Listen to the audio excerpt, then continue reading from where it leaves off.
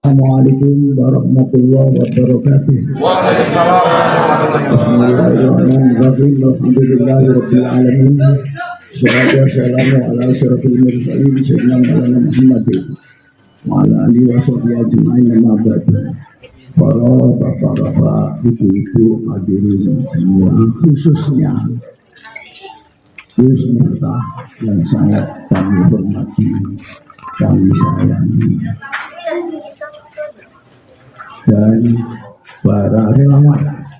Tapi pernyataan dari Gus Miftah, relawan pemenang Prabowo yang ada di Jawa Timur ini namanya Pendowo. Ini bentukan dari pusat tim ring satu pemenangnya Prabowo yang terdiri dari 25 jajaran. Bentuk di Jawa Timur namanya Pendowo, pendukung Prabowo. Semua relawan-relawan yang ada kelompok-kelompok manapun kalau Jawa Timur, khususnya Banyuwangi, harus di bawah naungan Pendowo. Orang yang membawa minal zulmat minal nur, yang membawa minal zulmat pertama Pak Harto, menjadi presiden bisa membawa minal zulmat. Jadi bagaimana masyarakat yang kedua nanti Pak bisa Amin. Saya sampaikan, mudah-mudahan bisa diterima semua apapun apa yang dari musibah hari ini. Membawa dampak positif untuk masyarakat.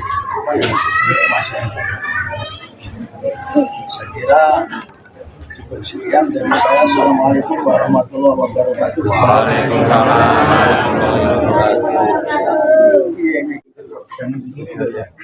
Assalamualaikum warahmatullahi wabarakatuh.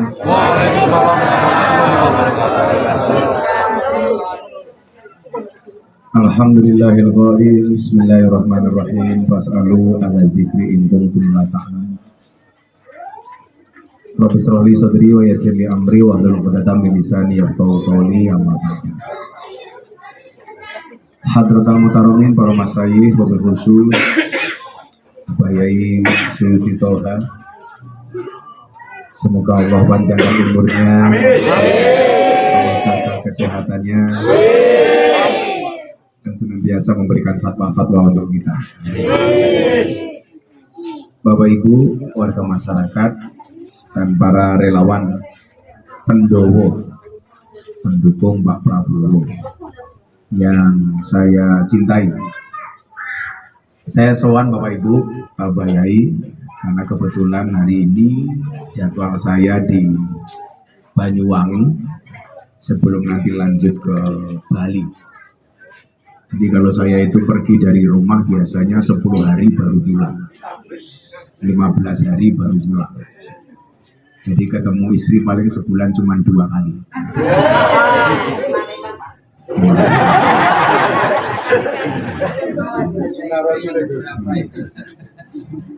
Nah, kebetulan saya mendapat surat tugas dari Pak Prabowo itu untuk menjadi penghubung silaturahmi dengan para kiai, para gus, dan para masyayikh dalam rangka pencalonan beliau di pilihan presiden 2024. Yang saya ketemu beberapa kali dengan Pak Jokowi, saya diminta menjadi penghubung antara para kiai dengan Pak Prabowo. Ini karena sudah masuk di pendaftaran besok ini, mungkin yang pertama kali saya aturkan bahwa salah satu yang memerintahkan saya untuk gabung dengan Pak Prabowo adalah Bapak Presiden Jokowi. Makanya kenapa ketika multaqo ulama sufi sedunia di Pekalongan waktu itu, ketua panitianya Pak Prabowo, kita menghadirkan sekitar negara, ulama dari 38 negara. Kebetulan yang menjadi ketua panitia Pak Prabowo, saya diminta untuk menjadi ketua wakil panitia, wakil ketua panitia. Pas keluar dari acara, saya dari Pak Jokowi keluar bersama Habib Lutfi, bersama Pak Prabowo. Di depan semua orang, Pak Jokowi guyon sama saya begini. Sekarang Gus Miftah sama Pak Prabowo terus ya. Waktu itu saya jawab, nggih, sesuai arahan Bapak. Hal itu menegaskan bahwa saya memang didahului posisinya. Sehingga ketika Ramadan kemarin, mungkin Bapak Ibu lihat YouTube-nya, saya diminta ceramah di hadapan Bapak Presiden di acara forum silaturahim Ketua Umum Parpol. Waktu itu ada Pak Jokowi, ada Pak Prabowo, Pak Erlangga, masih ada Cak Imin waktu itu, ada Pak Zulkifli Hasan, ada Pak Mardiono P3. Waktu itu saya yang diminta untuk ceramah di hadapan Pak Presiden. Nah, beberapa saat kemudian saya ngobrol intensif dengan Pak Prabowo, yang akhirnya membuat saya kembali mendukung Pak Prabowo. Apa ya Ibu? Sebenarnya saya kan tahun 2014 sudah sama Pak Prabowo. 2014. Baru 2019 saya sama Pak Jokowi. 2024 ini mungkin kembali ditakdirkan dengan Pak Prabowo. Pak Prabowo datang ke pondok saya di bulan Syawal untuk silaturahmi acara silaturahim akbar di pondok saya. Jadi kita tetap bertanya kepada guru-guru seperti Abah Suyuti ini. Fas'alu ala dzikri in kuntum la ta'lamun. Jangan bertanya kepada orang-orang baru. Ide apapun boleh baru, tapi ideologi Ahlussunnah nggak boleh diganti. Nggak boleh diganti dengan ideologi baru. Ini yang kemudian mencoba Mas Prabowo itu saya dampingi di wilayah ini. Dan alhamdulillah Mas Prabowo nyaman. GG Sepuh, saya diundang makan siang sama Pak Jokowi, juga berbicara tentang kelanjutan Mas Prabowo dan lain sebagainya. Maka hari ini ketika kita berbicara Islam yang wasatiyah, wa kadzalika ja'alnakum ummatan wasaton, umat yang tengah-tengah. Menurut saya calon presiden yang posisinya moderat di tengah-tengah adalah Pak Prabowo. Yang satu mungkin dianggap kanan, yang satu mungkin dianggap kiri, dan yang di tengah-tengah khairul umuri awsatuha, sebaik-baik perkara yang tengah-tengahnya itu adalah Pak Prabowo. Konsekuensinya saya dibully. Mungkin kan kader NU yang paling sering dibully di media sosial kan saya. Mungkin orang muda NU yang sering dicaci maki. Dengan keputusan saya ini mendukung Pak Prabowo, saya juga dicaci maki. Tapi saya nggak masalah, karena memang ini bagian dari perjuangan dan pengorbanan. Nah, hari ini sudah mulai mengerucut. Begitu banyak partai politik yang kemudian memberikan dukungan kepada Pak Prabowo. Selain Gerindra ada Golkar, bahkan Demokrat, bahkan PAN, kemudian ada Partai Gelora dan lain sebagainya. Nah, NU, kita ini orang-orang NU seperti ini, NU memang tidak pernah berpolitik. Tetapi bahwa kita punya hak berpolitik. Hak berpolitik. Nah, saya soan hari ini bisa ketemu sama Abah Suyuti yang kebetulan kita sama-sama bersama Pak Prabowo. Indonesia ke depan harus jauh lebih baik. Saya ingat Gus Dur. Gus Dur dulu bilang, Indonesia itu orang yang paling ikhlas adalah Prabowo Subianto. Kemudian yang kedua, Gus Dur juga pernah bilang, Prabowo itu akan jadi presiden di usia tua. Pak Prabowo bilang sama saya, Gus, ini saya nyalon, kalau tahu saya jadi mungkin saya cuma satu periode. Saya pengen sebelum saya meninggal dunia, saya pengen melihat orang Indonesia sejahtera. Amin. Saya pengen sebelum saya meninggal dunia, Indonesia mandiri. Mandiri secara ekonomi, mandiri kesehatan dan lain sebagainya. Tidak terjajah dengan pihak manapun. Coba Bapak Ibu lihat, kalau kita ngomong soal kepentingan pribadi. Pak Prabowo itu sudah finish. Hidupnya sudah cukup. Beliau nggak butuh apa-apa lagi. Makanya hari ini aneh.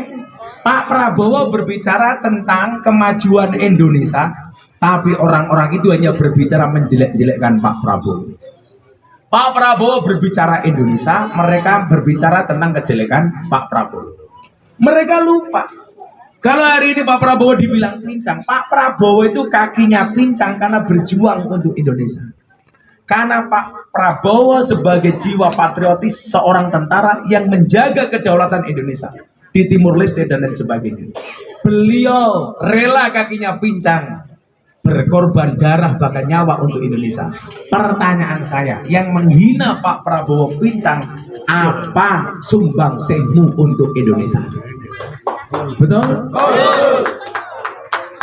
Perjuanganmu untuk, pengorbananmu untuk Indonesia apa?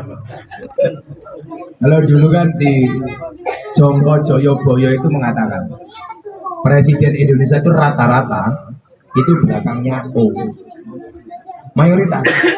Kayak Gus Dur itu istisna, pengecualian. Rata-rata makanya O, Pak. Pak Soekarno, Pak Soeharto, Pak Susilo Bambang Yudhoyono, Pak Joko Widodo, Prabowo Subianto. Kalau saya ditanya, Gus, kenapa kok sekarang benar-benar dukung Pak Prabowo? Karena saya mengamankan Gus Dur supaya tidak ada orang yang meragukan kewalian Gus Dur. Alasan saya sebagai santri itu, karena Gus Dur mengatakan Presiden Indonesia Prabowo akan menjadi presiden di usia tua. Kalau ini presidennya Pak Prabowo besok, Pak, maka nggak ada yang akan bisa meragukan kewalian Gus Dur. Omongan Gus Dur betul-betul terbukti. Dan saya yakin dengan dawuhe Gus Dur. Nah, saya tambah yakin, tambah mantap dengan keberadaan Abah Yai Suyuti yang senantiasa mendoakan dan mendukung Pak Prabowo. Maka saya minta kepada relawan, ayo. Yang namanya orang berjuang itu kan dengan 3 hal. Yang punya ilmu ya dengan ilmunya, mulang. Yang punya harta ya kita support dengan hartanya, nyumbang. Yang punya tenaga ya dengan tenaganya, ya rewat. Kalau hari ini pertaruhannya adalah wakul jalab wajah akal batil, ada barang bagus kok tidak kita kampanyekan, ya kita jelek. Mungkin yang perlu Anda ingat adalah peristiwa dibakarnya Nabi Ibrahim oleh Raja Namrud. Saat itu ada 2 binatang yang terlibat di pembakaran itu. Yang pertama adalah cecak, yang kedua adalah semut. Apa bedanya cecak dan semut? Cecaknya niup api supaya lebih besar membakar Nabi Ibrahim, sementara semut hanya membawa sebulir air yang kemudian disiramkan ke tubuhnya Ibrahim. Saat itu ada burung gagak. Burung gagaknya bilang apa kepada semut? Semut, mana bisa air yang kamu bawa bisa memadamkan api yang membakar Nabi Ibrahim? Kemudian semut menjawab, saya tahu air yang saya bawa tidak akan mampu memadamkan api yang membakar Nabi Ibrahim. Tapi setidaknya orang-orang tahu, semuanya pada melihat di mana posisi saya berada. Bahwa posisi saya berada dalam kebaikan. Ibu, mungkin kita tidak bisa memberikan sumbang yang banyak kepada perjuangan ini. Tapi minimal 1 suara yang Anda miliki itu sama dengan 1 tetes air yang dibawa oleh semut untuk memadamkan panasnya api Nabi Ibrahim. Halo, kalau suwun, estu, donga pangestu saking Abah Yai. Ini mendekati hari pendaftaran. Kalau informasi tentang calon wakil presiden, nah, berarti apa tangan lagi? Bisi-bisi. Saya pas bicara terakhir dengan Pak Prabowo waktu itu, beliau ngomong sama saya, Gus, yaudah kalau bisa membantu saya sangat terima kasih. Beliau ngomong sama saya soal Kementerian Agama. Nada-nadanya beliau minta saya jadi Menteri Agama. Saya menolak. Karena saya tetap senang menjadi dai. Kalau saya jadi Menteri Agama, saya senang mau Banyuwangi. Ngundang ngaji gratis. Atas nama Menteri Agama. Kabeh ngundang. Malah raiso ngaji soalnya ngurusi kementerian. Saya bilang, Pak, saya nggak butuh jabatan. Saya hanya minta satu, jenengan mendengarkan suara dan nasihat dari kiai. Saya hanya minta seminggu sekali ngancani presiden sarapan. Ngancani sarapan toh orang jero apa-apa gitu. Sehingga kalau Abah Suyuti ada dawuh, "Le ngomong Pak Prabowo ini bisa langsung tersampaikan." Pertanyaannya Pak Prabowo sama siapa? Yang jelas tidak dengan orang Banyuwangi. Hari ini, beberapa hari yang lalu itu ada 4 nama yang beredar. Tapi hari ini yang paling kuat dan santer untuk mendampingi Mas Prabowo itu ada 2. 1 Bu Khofifah, 2 Mas Gibran, wali kota Solo. Nah, siapakah yang paling pantas? Ini baru mendengarkan masukan dari para kiai dan masyayikh. Kira-kira apa pertimbangannya? Contoh begini, kenapa harus Mas Gibran?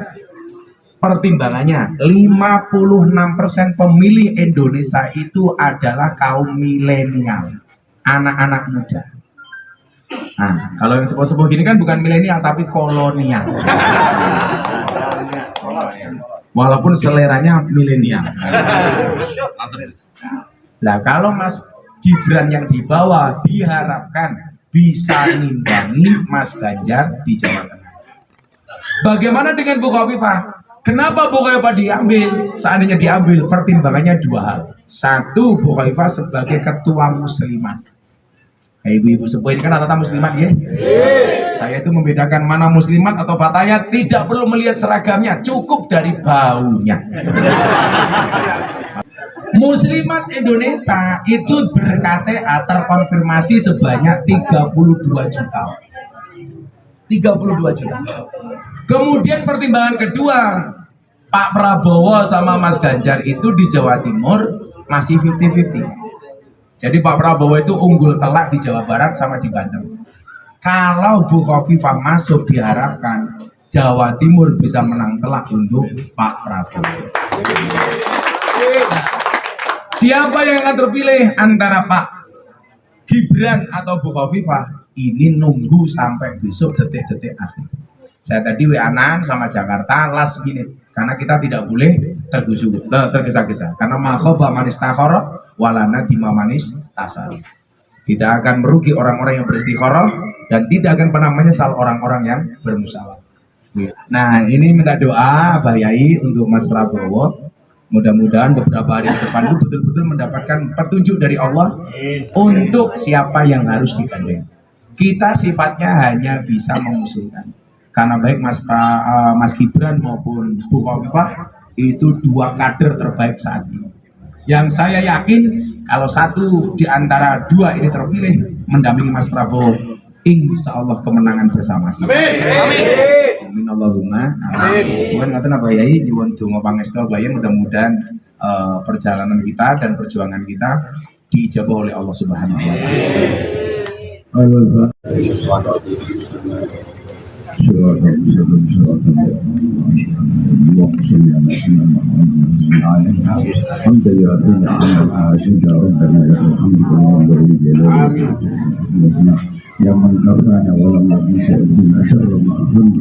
من أمر الدنيا والآخرة وشتت أقوالنا أفعالنا في التحقيق يا شفيع يا رفيق فرج عنا كله ولا تحملنا ما لا نطيق إنك أنت الله لا إله إلا أنت الحق الحقيق يا مشرك الكل أنت يا الأركان يا من رحمته في هذا المكان اخرجنا بعينك التي لا تنام واطمرنا بكنفك التي لا يرى إنه قد تيقنت قلوبنا لا إله تبرحنا برحمتك لنا بمغفرتك يا حي يا قيوم يا ذا الجلال والإكرام لا إله إلا أنت برحمتك نستغيث أصلح لنا شأننا كله ولا تكلنا إلا أنفسنا طرفة عين Allahumma ya Allah ya Allah bala wallah anta Allah la ilaha illa Allah Allah Allah ya Allah anta Allah la ilaha illa Allah kullu hajatan Allah rabbul